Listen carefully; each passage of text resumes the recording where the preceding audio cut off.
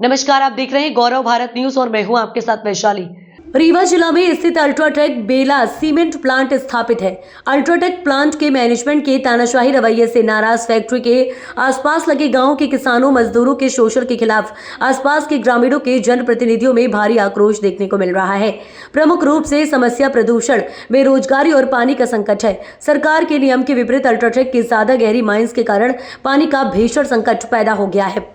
आसपास के गांव में प्रदूषण, लोग बीमार हो रहे हैं। जब रोजगार देने का नंबर आता है तो एक मजदूर भी भर्ती करना हो तो मेन गेट के बोर्ड में लेटर चस्पा कर दिया जाता है कि 100 किलोमीटर दूर का कर्मचारी चाहिए। अल्ट्राटेक का मैनेजमेंट प्रशासन के सामने वादा किया था, लेकिन उसका वादा झूठा निकला। क्षेत्र के जनप्रतिनिधियों ने मैनेजमेंट से मिलकर उसका वादा याद दिलाया तो मैनेजमेंट का कहना है कि शासन प्रशासन को हम जेब में रखते हैं, सरकार हम चलाते हैं, जो हमारी इच्छा होगी वह हम करेंगे। इस बात से नाराज होकर क्षेत्रीय जनप्रतिनिधियों ने एक बड़े आंदोलन की चेतावनी दी। इसी को लेकर आज ग्राम पंचायत मधेपुर में बैठक हुई, जिसमें प्रमुख रूप से पूर्व जनपद अध्यक्ष लालमन पांडे, पूर्व बीएसपी प्रत्याशी लेखन सिंह, विधायक प्रतिनिधि अनिल त्रिपाठी, जनपद उपाध्यक्ष सुनीता विजेंद्र द्विवेदी, संतोष मिश्रा, बेला सरपंच प्रतिनिधि मानेंद्र सिंह, भोलगढ़ सरपंच लक्ष्मीकांत चतुर्वेदी, अनु सिंह, राम प्रवेश सिंह तिवारी, प्रेमलाल गुप्ता, अब्बी उपाध्याय, मधेपुर, सोनरा, छिजवार, बोलगढ़, तिगरा, जोनही, खमरैया, हिनौती, कचिगा के लोग इकट्ठा हुए और उन्होंने एक मीटिंग करके एक बड़ा आंदोलन की रूपरेखा की तैयारी की। ये मीटिंग रखी गई हुई, हजारों के लोग इकट्ठा हुए हैं। इसका रीजन क्या है? ये सब किसान और मजदूर, इनको यहाँ कंपनी अल्ट्राटेक से हर तरह की किसानों को, मजदूरों को दिक्कत है। जो अल्ट्राटेक के खिलाफ, अल्ट्राटेक यहाँ जो भी काम है, जो सार्वजनिक काम है, उसके द्वारा यहाँ जो समस्याएं हैं, जिनका उनको करना चाहिए, जो उनको एक्ट में है, जो उनके लाइसेंस में है, आज तक अल्ट्राटेक ने यहाँ सिर्फ दबाव की राजनीति करने का जो काम किया, तो यहाँ किसान और मजदूर लोग थक गए। यहाँ कोई साधन नहीं बचा उनके जीविका के लिए। जमीन तो अल्ट्राटेक ले लिया है, उसके खिलाफ कलेक्टर को ज्ञापन दिया है। ज्ञापन देने के बाद 30 तारीख आज हो गई है। 30 तारीख को उन्होंने बुलाने की बात कलेक्टर साहब ने आदेश किया था, लेकिन चूंकि आज इतवार है, अभी हम लोग 3 दिन तक इसका वेट करेंगे। 2 तारीख को कोर्ट खुलेगा, कलेक्ट्रेट खुलेगा, इसके बाद हम इनको ज्ञापन देंगे। ज्ञापन देने के बाद अल्ट्राटेक के रेलवे गेट और डिस्पैच गेट के सामने धरना में लोग बैठेंगे अपनी मांग को मंगवाने के लिए। उसके लिए ये भीड़ इकट्ठा हुई है, पब्लिक लेके सब आएंगे और उसके खिलाफ अपनी मांग पूरी करने की तैयारी में आज यहाँ एक बैठक थी। अगर प्रशासन और कंपनी आप लोगों की मांगे नहीं पूरा करती है तो अगला कदम क्या होगा? अगला कदम प्रशासन से भी आशा की जा सकती है कि प्रशासन कुछ न कुछ इस बारे में सोचेगा।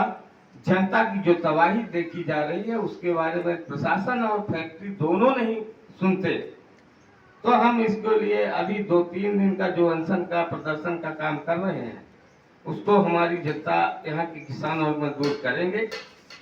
उसके बाद यदि वो कोई नहीं सुनने को तैयार होगा, तो जो उसका यहाँ से माल, हमारा पत्थर हो, चाहे हमारी जमीन खोद के पत्थर जा रहा है, सीमेंट बन रही है, उसको हम यहाँ से नहीं जाने देंगे। इस बात की हैसियत से हम लोग आएंगे। ये अल्ट्राटेक पहले जेपी का प्लांट था। जब से अल्ट्राटेक ने अधिग्रहण किया है, कितने % क्षेत्रीय लोगों को रोजगार दिया है? जेपी के प्लांट, जब तक जेपी का प्लांट था तो यहाँ लोगों को समस्याएं नहीं थी। जेपी एक गरीब से लेके, एक किसान और एक मजदूर से लेके किसानों तक कहीं न कहीं हर तरह की व्यवस्थाएं की थी। चाहे वो आंगनबाड़ी की व्यवस्था हो, चाहे शिक्षा की व्यवस्था हो, चाहे स्वास्थ्य की व्यवस्था हो, जेपी सब कुछ करती थी। लेकिन अल्ट्राटेक जब से आई, इस तरह के कोई भी काम 5-10 साल हो गए, कोई भी काम अल्ट्राटेक द्वारा नहीं किए जा रहे हैं। एक कमरा बना लिए गए हैं 10 बाई 10 के, उसी में वो प्रशिक्षण, उसी में आंगनबाड़ी, उसी में लोगों की दवाई, हर चीज वो अपने बाउंड्री के एक कमरे में करके अब प्रशासन को दिखाती है। अब वो दिखाने का नतीजा ये है कि प्रशासन उसी कमरे को देख के ये बोलता है कि अल्ट्राटेक मदद कर रही है, लेकिन प्रशासन ने अब कभी नहीं देखा कि गेट के बाहर कहीं कोई हॉस्पिटल हो, कहीं कोई शिक्षा की व्यवस्था हो, कोई कहीं सहायता की व्यवस्था हो आम आदमी आम जन की, ये नहीं। इसलिए यहाँ की जनता प्रदूषण से, यहाँ की जनता अपने काम से, अपनी बेरोजगारी से, यहाँ अपनी गरीबी से तबाह होकर अनशन करने, प्रदर्शन करने का, आमरण अनशन तक करने के लिए सोचा है। जिसमें एक दिन सियाराम जी है, उन्होंने बोला है कि यदि इस तरह की ये बात नहीं मानी तो चाहे हमको प्राण देना पड़े, मैं प्राण दे दूंगा, लेकिन अनशन वहीं फैक्ट्री के गेट पे ही रह जाऊंगा यदि प्रशासन हमारी बात नहीं सुनता तो। प्रशासन को कितने दिन का समय दिया जाएगा? प्रशासन को हमने अभी 1 महीने का टाइम दे चुके हैं। अल्ट्राटेक को भी इसकी नोटिस गई थी, प्रशासन को भी नोटिस गई थी, दोनों को नोटिस जा चुकी है और उसकी नोटिस की हमारे पास पावती है। 3 दिन का कारण हमें 30 तारीख तक के लिए डेट दिया था, लेकिन कलेक्टर की भी पावती है, फैक्ट्री की भी पावती है। यदि इसमें कलेक्टर अभी समिति को बुला के सुनता है, किसान संघर्ष समिति नाम है इसका, ये किसान मजदूर संघर्ष समिति है। यदि इस बात को कलेक्टर नहीं मानते, लोग मांगों की बात नहीं मानते, मैं 7 तारीख को उनको ज्ञापन देना है।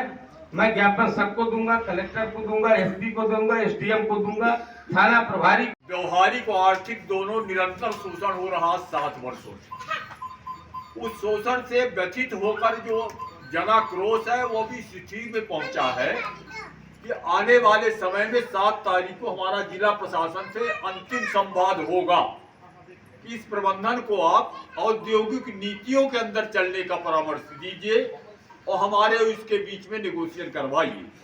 अगर ऐसा नहीं तय होता है तो ये क्रांति निर्णायक स्थिति यानी विजय की ओर पहुंचेगी और इसका ये घमंड हम समाप्त करेंगे कि उद्योगपति बड़ा नहीं होता है, जनता और जनता का संगठन बड़ा होता है।